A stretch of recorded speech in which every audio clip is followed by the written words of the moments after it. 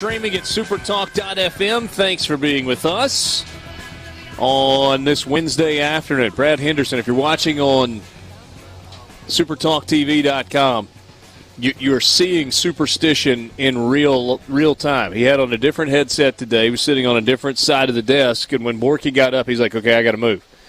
And so he has made the move, and former baseball players are superstitious, if nothing, right? I'm 1-0 in this chair. 1-0 in Hoover in this chair.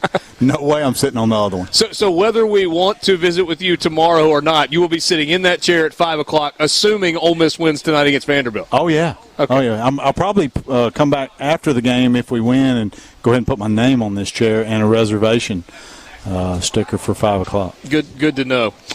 This is Sports Talk Mississippi, streaming online at supertalk.fm. We'd love to hear from you on the C Spire text line, 601-879-4395. That's the number. Again, 601-879-4395. C Spire's got tons going, and they're not putting up with any bull because there's a lot of bull in wireless at C Spire.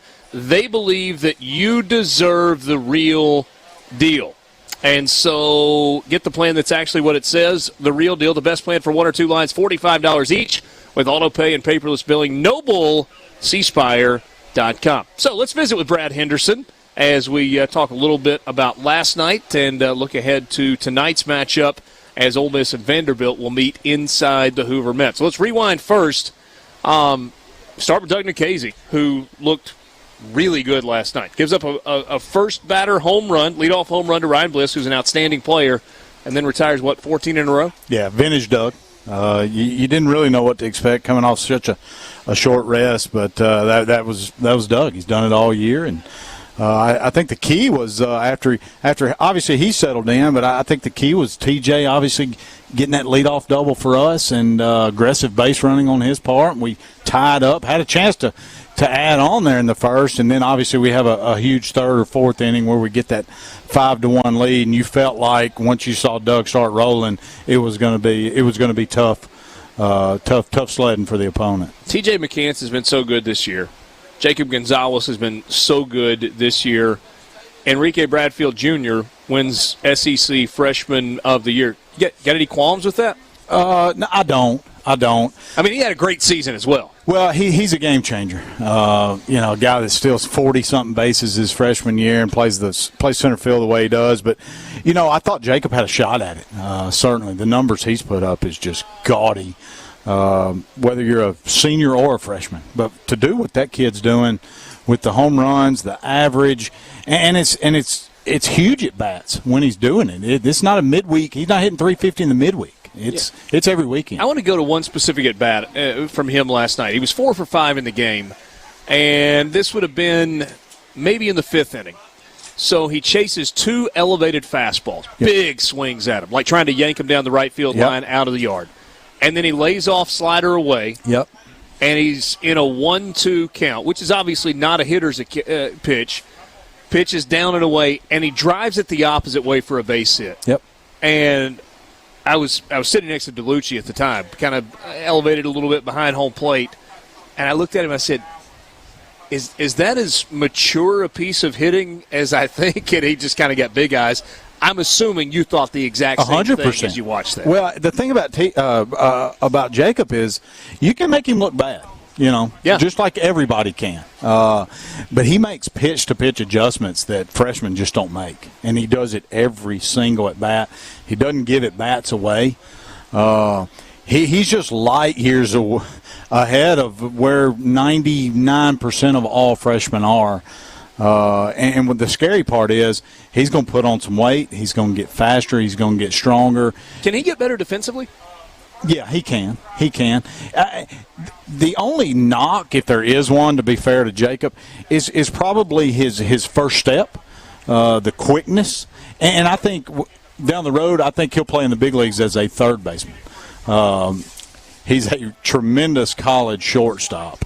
And somebody's going to take him as a shortstop, but he doesn't have that Jimmy Rollins-type quickness that you see a lot of those big league guys have. But he's just phenomenal defensively. The thing that impresses me so much is this is a huge stage, and this tournament for us is huge as we continue on. And, you just don't see him get too high. You don't see him get too low. He stays within himself, and he's got a clock in his head as far as base runners go that you can't teach. He's just got a feel for the game. He knows when to get rid of it. He knows when to take his time, and I'm telling you, we're going to be spoiled for the next couple of years watching Jacob. How about that crowd last night? How good was that? Yeah.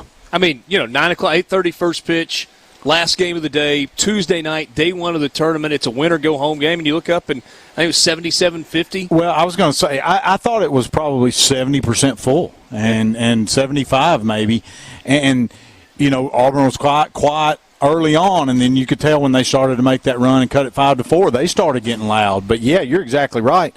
At 10 o'clock, when most people were going to sleep, this place started rocking a little bit. It got going a little bit. It did. And there's something about the lights, playing under the lights at Hoover and obviously the competition. But crazy day today as well. Yeah, it has been an interesting day. Were you watching the Tennessee-Alabama? What did you make of that call? Which one? Well, the overturned double play, the interference call out at second base where they overturned it. Right call? Yes, I thought so. Maybe not 5 years ago. That's right. But with the rule change. But I thought when he slid into second, I clearly thought that his hand hit Peyton Wilson somewhere around the belt area and the nether regions. And probably altered the throw. The bad part about it is if the shortstop just feels it cleanly, they turn that cleanly and there is no issue. But, no, I thought they made the right call. Obviously, it was a huge play in that game. Tony Vitello seemed less than pleased. Yeah, but, the more I watch him, I don't know. I just think that's his personality. I think he's got a lot of confidence in his team. I think he's got a lot of confidence in himself. But, yeah, it was a huge momentum play in that game, and ultimately it came back and cost them. But it was a heck of a baseball game. You saw Florida early in SEC play when Ole Miss went to Gainesville. Rebels didn't play well in the first game, lost it. They won the second game, lost game 3 in a pretty well-played game. Certainly that was a series where you feel like you let one get away. But Florida now is rounding into the team that we kind of all thought they were going to be when they were the preseason number 1 squad. Yeah, 100%. They're uber talented. And at the time we caught them early, they were scuffling a little bit. They hadn't really figured out that rotation, what they were going to do with Leftwich. And they figured it out. And clearly today they hit everything Mississippi State threw at them. And you knew they were going to at some point, whether it was today but they're a scary team. And you're exactly right. They were preseason number 1 for a reason. I guess I'm glad we caught them when we caught them. I know we only won one game, but they are uber talented. All right, so Ole Miss and Vanderbilt tonight. They met 2 weeks ago on the Diamond in Oxford. That turned into a little bit of a heated series at the end when it was all said and done. We had a Buzz the Tower incident. We had some home runs that were admired by both squads. Clearly, Vanderbilt is not throwing Kumar Rocker. They are not throwing Jack Leiter. And Ole Miss was, good in a low-scoring game against Rocker. Leiter was unhittable, and then Ole Miss kind of took BP against whoever the third starter was. Yeah, and we'll see. And you hope this game kind of trends like Game 3. You hope you get a good enough outing out of Derek to keep you in it early. But they're going to throw Christian Little, which is an interesting call from Tim Corbin. You've probably already documented. He finished high school in December. And went to Vanderbilt. He's 17 years old. He's faced one batter in conference play. Obviously, he's going to be uber talented, have big-time arm. But, the experience. He's not going to have that under his belt, and he's going to have to face a pretty hot offense. I thought we swung it really well last night. You saw the young guy step up. You saw the veteran step up. So it's going to be a challenge for Christian Little. And like I said, you just hope Derek can keep us in it long enough that he can stretch it out, maybe get to some of those guys in the pen we haven't seen, and let the chips fall where they may. What would constitute a good start for Derek Diamond tonight? For me, it would be if he could give us 5 innings and 4 runs or less. Okay. That'd be a quality start for me. All right, so let me give you the scenario that we were painting a second ago. Let's say Ole Miss has, and the Rebels will be the visiting team tonight. Let's say it's a 5-4 lead going to the 6th, going to the bottom of the 6th. So I guess Derek Diamond in that case would have gotten you 5 innings, as we were just talking about.